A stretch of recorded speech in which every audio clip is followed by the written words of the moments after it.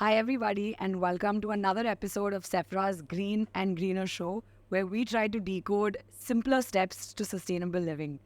Today, I have with me Nirupama Rao, who is a parenting consultant, a psychologist, a writer, vegan, and a sustainability enthusiast. So, welcome, Nirupama. Can you tell us a little bit about yourself? Thank you. Thank you, Sephra, for doing this and for calling me. So, yeah, like you said, I am a psychologist and I have worked largely with children with special needs since 1994.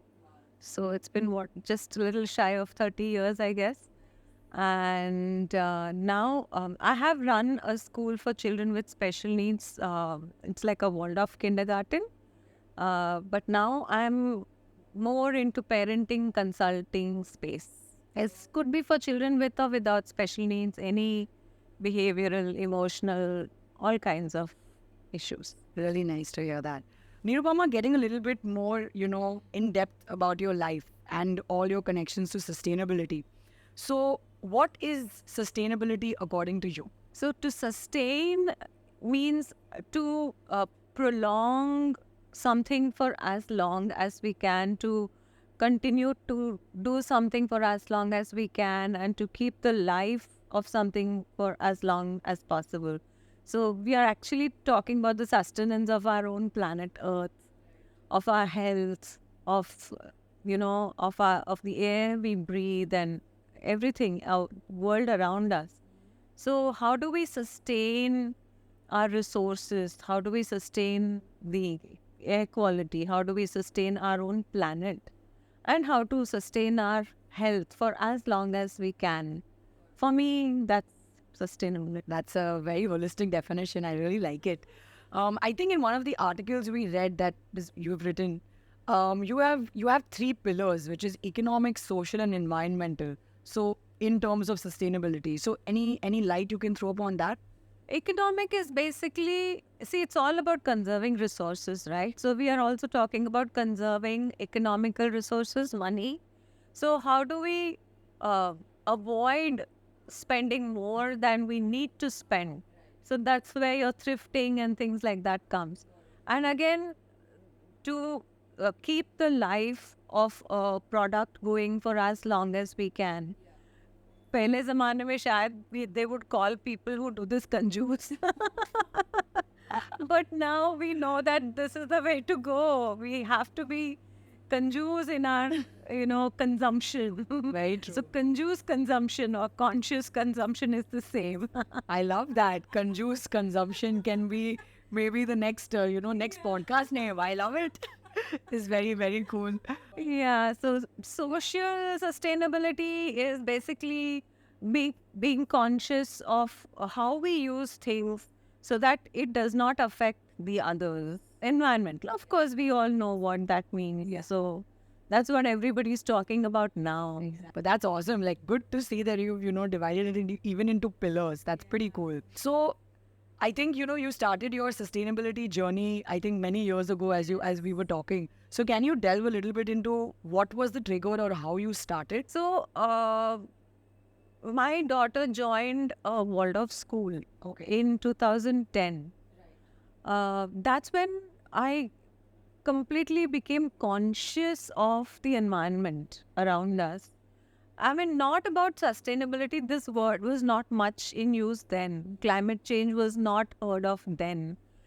It was just starting. I think now it was not as urgent a need as it is today. Right. But we had started talking about it. But this Waldorf education is 100 years old. If you can just give a small definition, what is, a Waldorf school? Waldorf education was started by Rudolf Steiner in 1919. So it is one part of the philosophy that he founded called anthroposophy. And this was started for the workers, the children of the workers of the Waldorf Astoria cigarette factory. So that's when it became Waldorf education. It was started right after the First World War. There was a need for change in the society. There was a need for change in the political scenario, need for change in the mindset of the people. So that's when, people approached Steiner, who was a philosopher, and he gave out certain lectures and certain principles that people started following. Now, It is the world's largest growing approach to education. The thousands of schools all over the place, and every city has a budding initiative now. Yeah, so this is where it began for me when my daughter joined the Waldorf School. And in a Waldorf School, you can step into any Waldorf School. You will not find any plastics being used. You will not find technology before the child turns a teenager. You will not find anything that is not eco-friendly.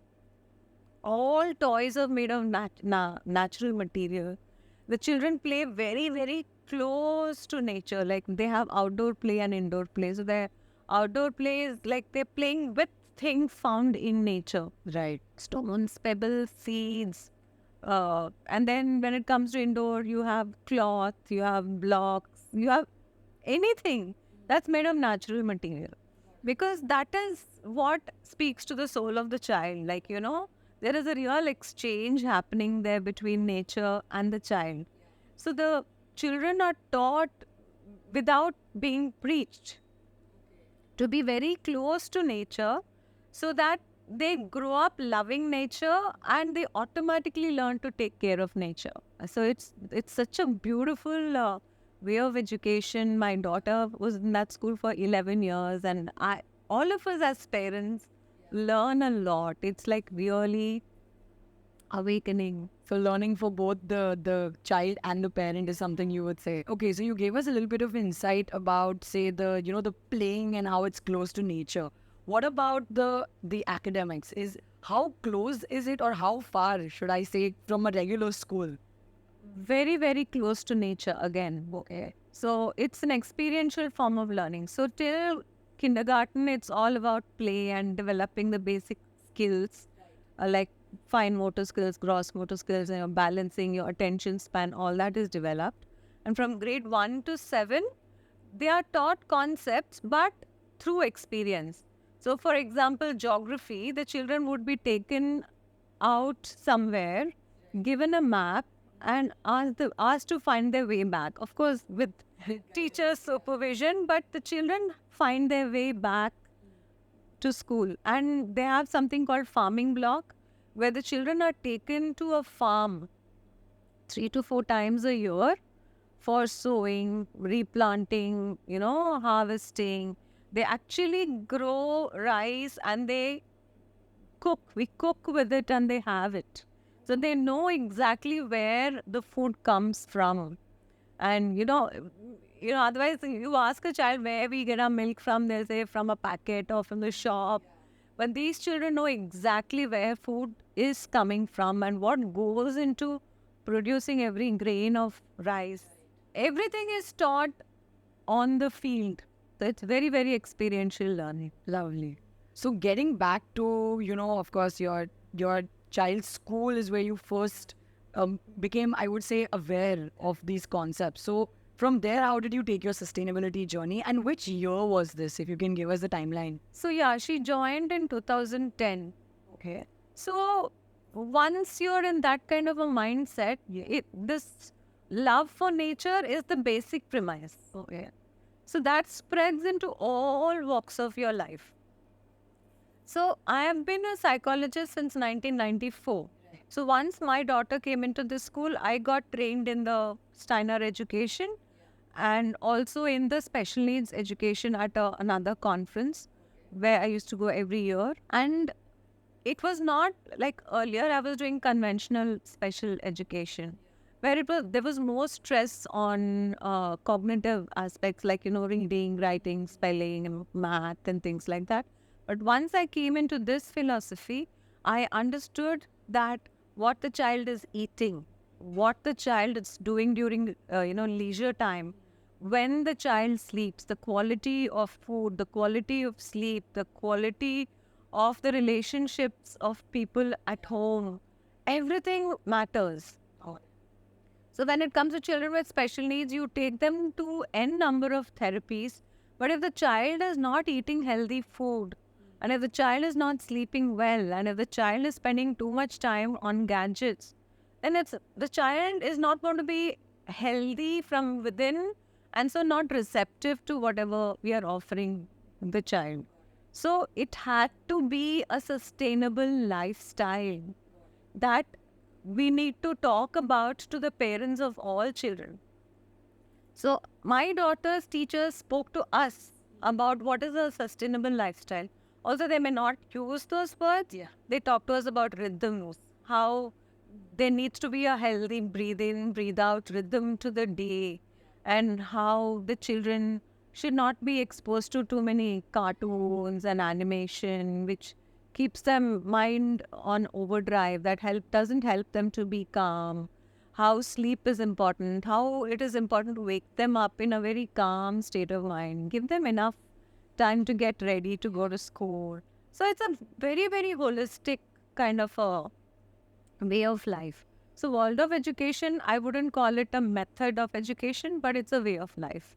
And eventually, I think it evolves into a spiritual path. Because spirituality for me is nothing but oneness, isn't it? If we are one with the environment, so environment, nature is in us, Yeah. and we are in nature. So once we start seeing that oneness, I think that is what spirituality is all about, right? I mean, I totally agree. I think that's a very important point that you've brought across, and I mean, very different for me because obviously schooling is where it starts, right? So different way of growing, but I completely agree with you nevertheless. So what were the steps you all started taking from 2010 in your home? Right. So I think for most of us whose children are in this philosophy, I think it would start by eat local, get food that is produced locally, uh, get food that is not processed. So we have to be true to nature or close to nature. That means everything that is natural, right? Like anything you put additives and synthetics and flavors and everything, then it becomes more chemical and more synthetic. It's not close to nature, right? We believe in our own doctor that is within us. So the minute something happens, we don't jump and look for a pill and pop a pill. We give our bodies time to heal, and if we have to go to a doctor, it would be someone holistic like an Ayurvedic or a homeopath or some alternative treatment. So it's not just about popping a pill. It's about taking responsibility for our health. So as parents, we try not to, have double standards. So if you tell your child not to do something, then we have to be conscious that we should not do it in their presence. So about, watching quality content, if we have to watch anything on TV, not taking children to movies, loud movies when they're very small, before they even know what they're being exposed to, something that they cannot process. So there's so many aspects that we become conscious of, So uh, obviously plastics, we don't buy toys at all. Okay. Because children don't need toys. They can play with anything. A child is so creative, Very curious. so curious, so resourceful. I used to watch my daughter play with a piece of thread for maybe 1 hour, 2 hours. This school, there was no homework for the longest time. There are no exams for the longest time. There are no textbooks that the children have to lug to school. The teacher is the textbook. And that's how, there's enough time to play, enough time for physical activity. Even birthday parties are organized in a very sustainable manner. Like, for example, we would go to Borivali National Park, or we should go for a ride on the bus, or we would sit and make something together, or we would just throw all the kids in the pool and let them play, And even the food would be homemade. And another thing is they have lunch turns. So every day, one child gets the food for the whole class. And the food is made fresh at home in the morning. How many kids are usually in this? About 25. So once a month. So which is not a big deal.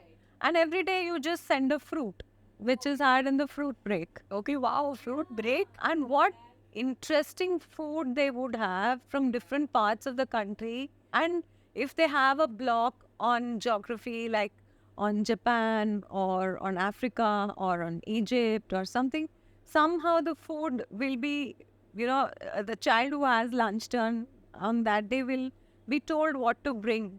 You become conscious and you can never go back to being something else. Fair enough. So your sustainability journey started when you started working with kids, which is 94. Then you, with your child's school, I think that was a big step up, right? So, and how would you say, your daughter and your husband also, I think, have supported and have also incorporated into their own life some sustainable steps here and there. So how has that been? Like have they been supportive towards it? Okay, so before this, I would like to tell you that working with children with autism and ADHD, we follow something called the GFCF diet, that is gluten-free, casein-free diet. And I started seeing that this diet was really helping a lot of kids. And in the process, I also, started reducing having wheat products and milk products in my own diet.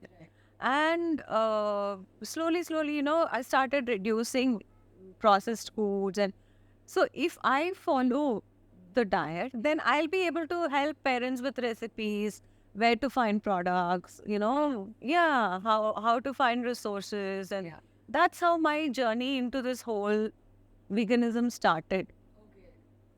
And I was exploring recipes. I was exploring the vegan diet or the milk-free diet or the casein-free, lactose-free diet. And I stumbled upon Sharan. I had already started eliminating a lot of stuff.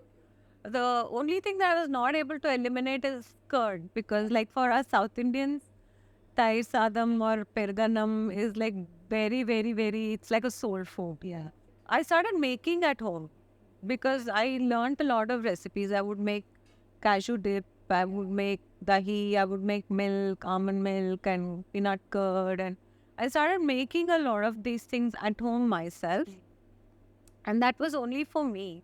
But now I've found a lot of brands like One Good and, various other brands like which I feel come so close to the original that even if I make a raita or a dahi chawal or a cheese sandwich, most of the people in my family are not even aware that it's vegan. Shout out to One Good, by the way, for that amazing good quality peanut curd which they have been perfecting for many years. I can't do without it. Yeah, I know what you mean. Yeah. So another favorite in the family is the soft spot cheese. Soft spot cheese. One more shout out to soft spot cheese. And tempeh. Tempeh, definitely. So it's not a problem at all. Like even my curry, which we make in the south, Ajik Pulsu we call it, I make it with vegan dahi, and nobody even realizes that it's not. See, वैसे भी our Indian diet is mostly vegan. है ना? Dal, chawal, sabzi, roti, all this is vegan. Without the upar ka ghee or the butter or everything, the additions, the inherent recipe itself. It's all vegan.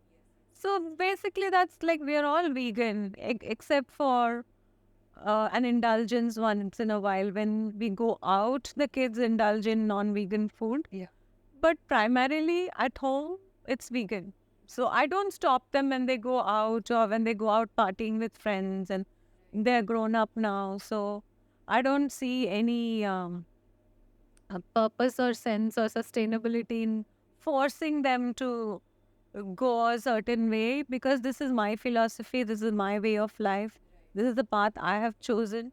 So as a homemaker, it gives me liberty to buy the kind of products that I feel I should buy. But other than that, it's their life too. So I love that, you're so open-minded and free about giving, your kids or anyone around you the choice to be who they want to be. Correct. So one day when they wake up and they decide that they want to go vegan, they know where to get their stuff and they know what to do. So you've made all that information accessible, and that's amazing. It's a good way to go.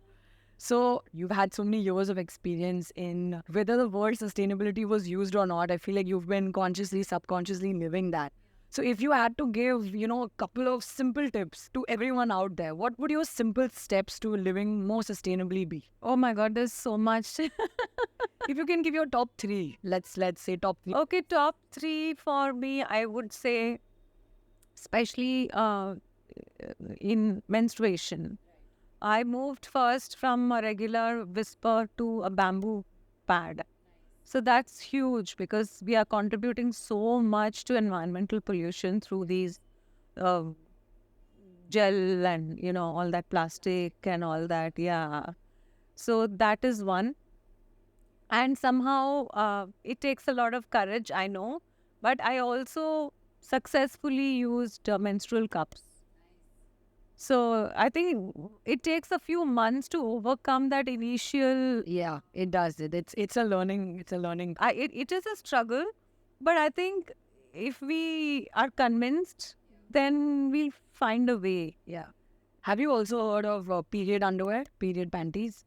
Now I've menopause, so I may have to explore it for my daughter. The one that works best for me is like a period underwear.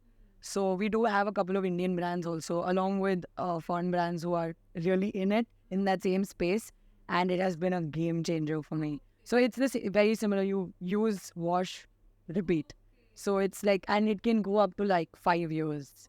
It's something we can explore. Yeah. Second was refillable. We can, buy products from them in certain reusable containers, finish it and give the containers back to them, and then, get a refill. So that's something amazing. I really love that concept. And the third is the zero waste store, Adrish. Yeah. So of course, my organic veggie supplier also gives the vegetables in brown paper bags, which he will also take back if it's in a good condition.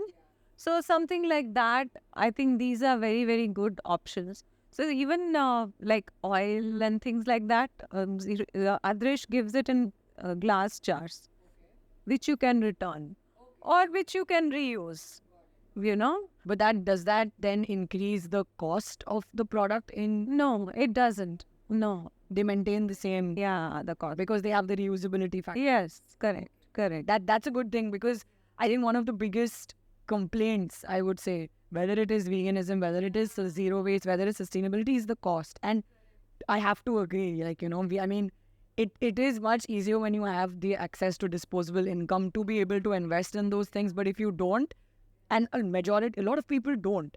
And I feel like a lot of companies fail to maybe address that, or they price their products higher thinking, oh, wow, this way of life is a fad, so people will spend, and then that just snowballs into something totally different. But again, I feel there is a certain myth to that as well. Yeah, because when you say vegan lifestyle, it's, if you're willing to give up or make your own. So you don't have to consume dahi. You don't have to consume milk. Anyway, we know that milk and dahi are not required, isn't it? So it's just that your palate keeps seeking these things. So you can make it yourself. There are a whole lot of recipes available. And so the rest is what we eat every day at home normally. So I don't think that's more expensive. In fact, you save money. You don't buy pizzas anymore. You don't buy pasta anymore. You don't buy cakes, pastries anymore. You are saving a whole lot of money. The expensive part comes in with more processed stuff. Like if you're getting a vegan cheese, if you're getting mock meat, those things, then it's still processed. Exactly. It's processed, plus it's a whole new category of things. So the supply demand hasn't fixed itself. So it is bound to be more expensive ingredients. So I think that is where it also stems from, right? So a lot of people used to think, like even my own friend used to think, oh my God, vegan is something exotic. You only get it in expensive restaurants. It's still the same. Then when I told her, it's dal, chawal, roti, sabzi. It's just dal, chawal.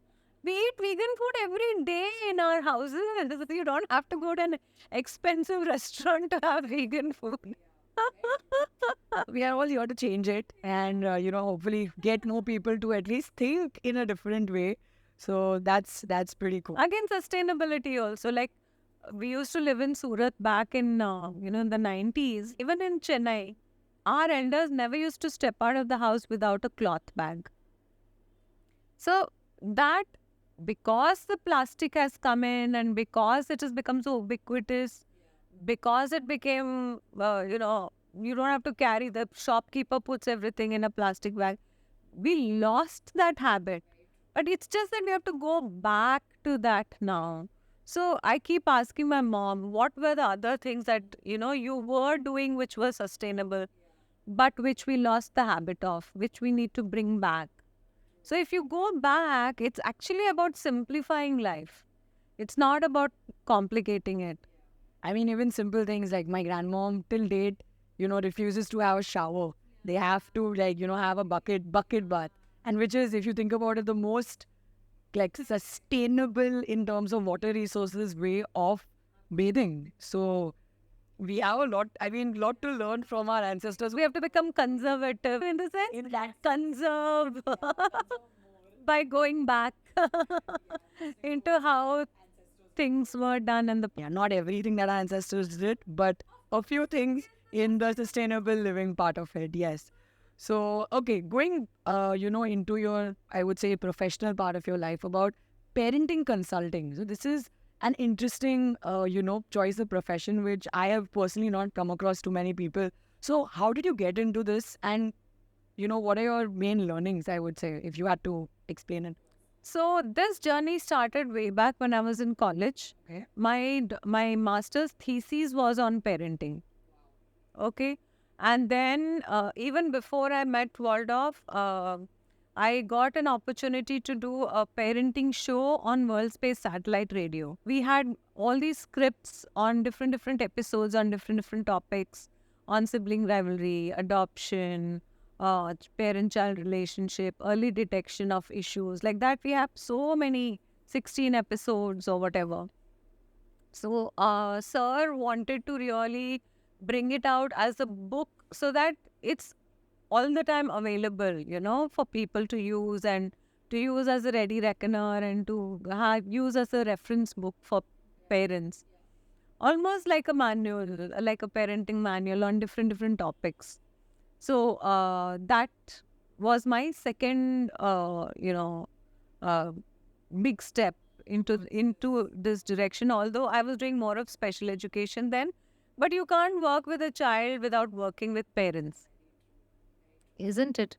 So in 2010, when I started my own Waldorf kindergarten for children with special needs, I found it so hard to, take out time to spend with parents, because the child would be with us, say, for 4-5 hours, but the child goes back home and then whatever is happening at home is also influencing the child, right?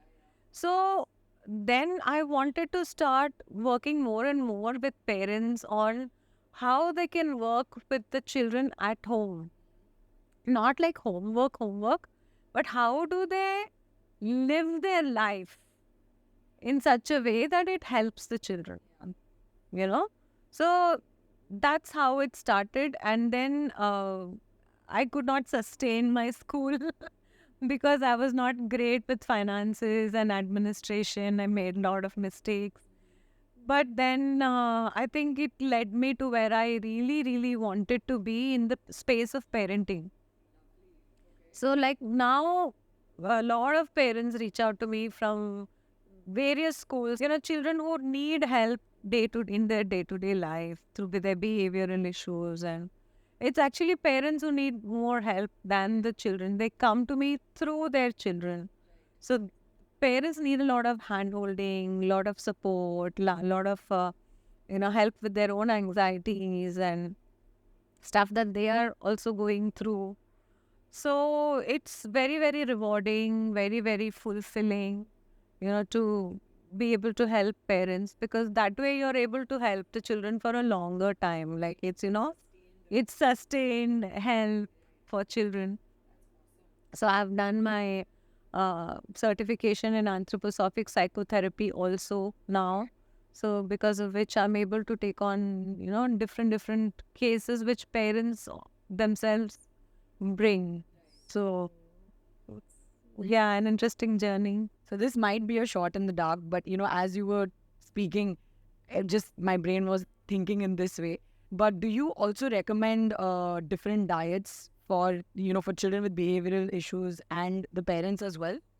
See, we are what we eat. Your food is your medicine.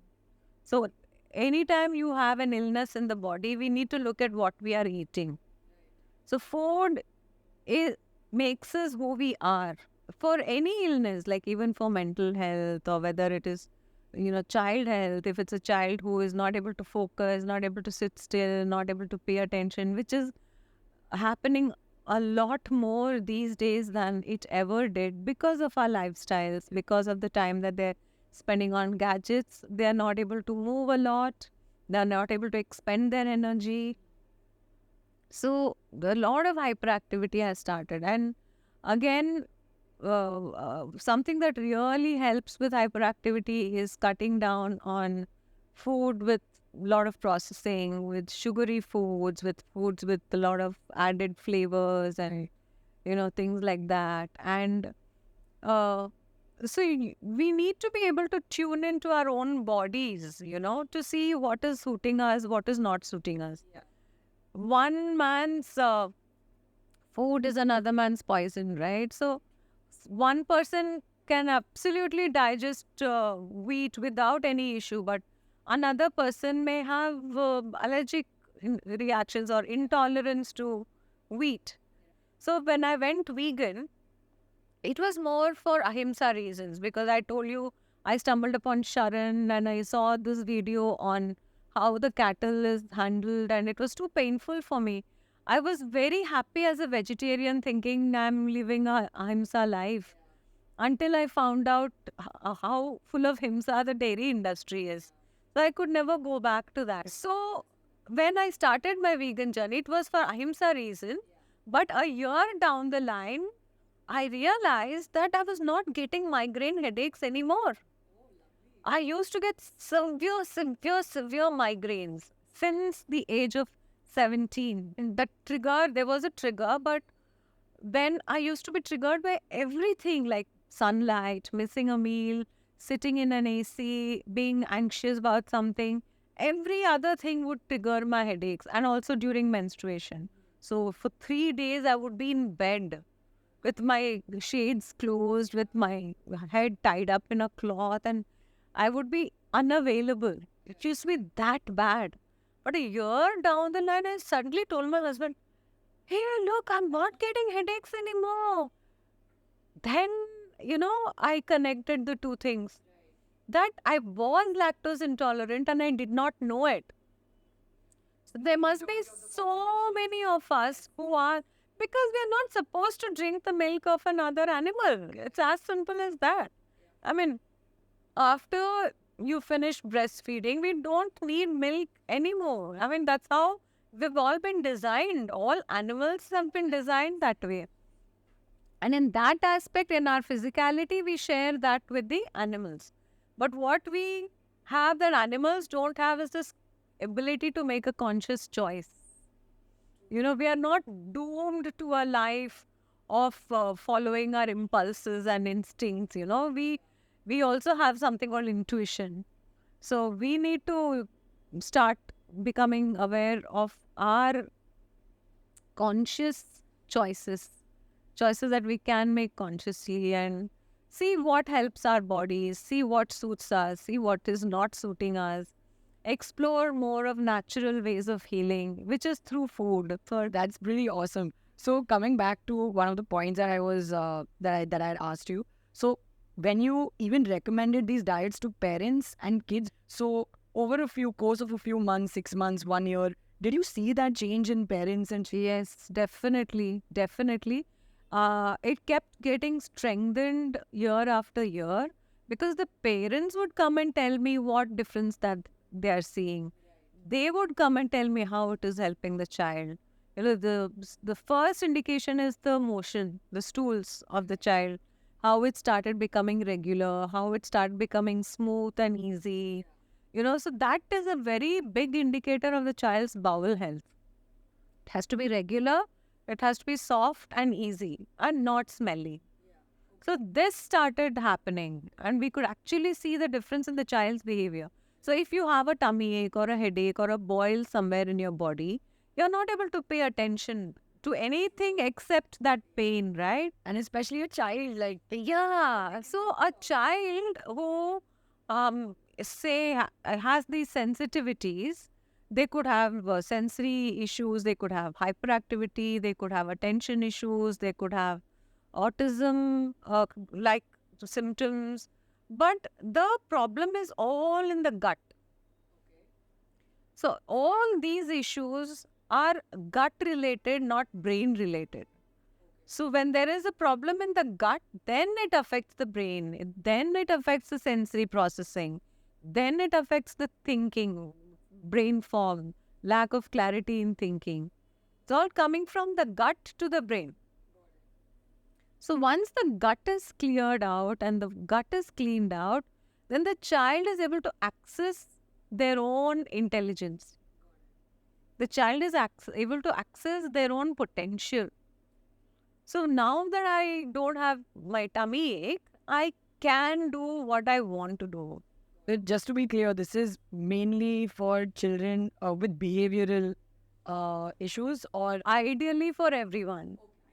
Ideally for everyone. But if there are no issues, then I don't think anybody would want to go that extra mile, and unless there has been an epiphany, unless they find out that okay, this is the way to live and this is the way to go into the future and this is the way to stay healthy, not salvage a problem after a problem has been caused, but how to live a life so that problems are not, I mean, we can avoid having problems in the future.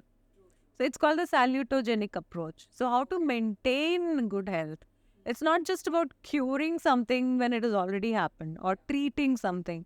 It's about how do I maintain a healthy life even before a problem starts. as a psychologist who's worked mainly with children, how would you talk to children to adopt a more plant-based diet? So the thing is that we should not talk to them about it. The thing is that we should live that life. And so if you do it from a very early age, this is their only reality. So if it comes a little later also, if we have the disposal in our hands what we are cooking and how we are cooking and how we are presenting it to the children and what are the ingredients that we are using. It's in our hands, right? So we don't have to become preachy and tell them why it is good, why it is not good. You start introducing these things to them. As they grow, they'll notice that we don't get the milk packet that somebody else is getting, or we don't buy certain products that other people are buying. So, but they're not going to miss anything because they are getting all the yummy food at home. So I think it's more about teaching by example than talking about it. We don't have to talk about anything to children because it's anyway their logic, they're too young for logic. So what is a good age to then begin the reasoning? Like, of course, questions are always there, but It's when they start going to birthday parties and they start being served different kinds of food. I would say don't force them. If they want to try something, let them try, but try to tell them you can also eat this, you can also eat that. But if they want to try something, I don't think we should stop it. We don't want them eating something on the stealth. We don't want them to do it in hiding. We want to sustain this veganism later also when they want to grow up. So once they grow up, they want to do it, they know where to go, what to get, how to go about it. And I think they learn from us, our attitudes, everything, not just imitating our outer behavior. Our children get everything from us, like our beliefs, how we respect other animals. Everything comes through example. So I think that's what is more important. that's pretty awesome. Makes sense. So, okay, I have a slightly, maybe quite a controversial topic to broach now since you've worked so closely with parenting and children. What is your thought on anti-natalism? Okay. It's a heavy one, I know, but wanted to know your. So can you explain that? So anti-natalism is anyone who is against the birth of children. Like they don't want any more children to be produced on this planet. I really liked what my yoga teacher had to say on this topic. See, whereas my children are concerned, I feel it's their choice. I'm not going to impose any of my ideas on them, whether it's marriage or whether it's having children or whatever it is.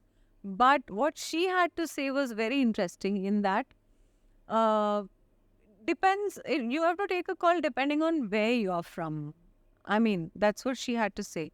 So if you are from a country maybe which has very less population, then having a child may not make a dent, on the environment. It may not have a huge impact on the environment.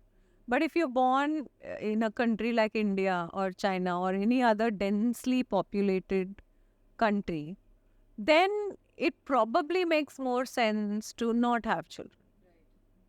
But ultimately, because our children are global citizens now, they're not like just Indians or just Chinese or just, Finnish. Our children, youngsters today, belong to the entire world. And there's a lot more oneness, the feeling of oneness in the younger generation today than there ever was before. So earlier we were like, oh, that's not my problem, that's their problem. But whatever happens anywhere in the world today, it's everyone's problem. Yes. It is going to affect everyone at the end of the day. No one is safe from climate change. Exactly. So, because they are seeing so much of information on climate change, on sustainability, and all this kind of talk, there is a lot of a skepticism that is caused in our younger. Like I can see it in my own daughters. There's a sense of doom, I would say, that is prevailing. But I think it's something that they're just going through as youngsters, but maybe once they grow up, they will realize that, okay, this is what is happening in the world, but what is it that I can do? Maybe I can try to, if I want to have a child, maybe I'll try to be a conscious parent right from the start. Start teaching my child, good habits, good food habits, good sustainable habits, something that will help the world rather than, just consume more resources. How can we as a family probably plant more trees or, spread the message farther, wider in every way that we can, because people are doing it. So if I went back and told my daughter that it's not just about doom and it's not just about the world coming to an end. I think it's each one of our responsibility to do what we can in the smallest possible way to make this world a better place, like leave it a little better than we found it.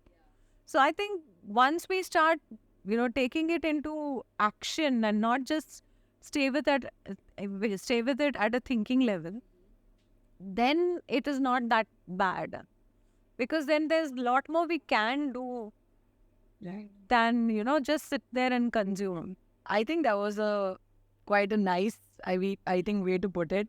And I think my opinion, a little bit similar in the sense that to each their own, sort of. But at the same time, yes, we really have to be mindful about, resource consumption and climate change. I mean, in fact, going by the current numbers, we don't even know if we have that much time on this planet. So let's see about that.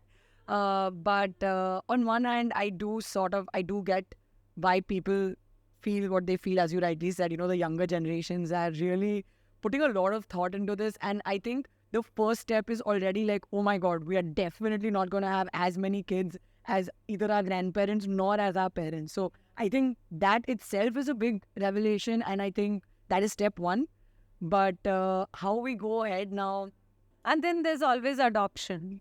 Definitely, I think that's the beautiful, option right there. There are so many children that are already here and are waiting and craving to be loved. So I completely agree with that. So I think this brings us to the last segment where we want to hear a little bit about one of the amazing ventures you do, which is Yearning for Love.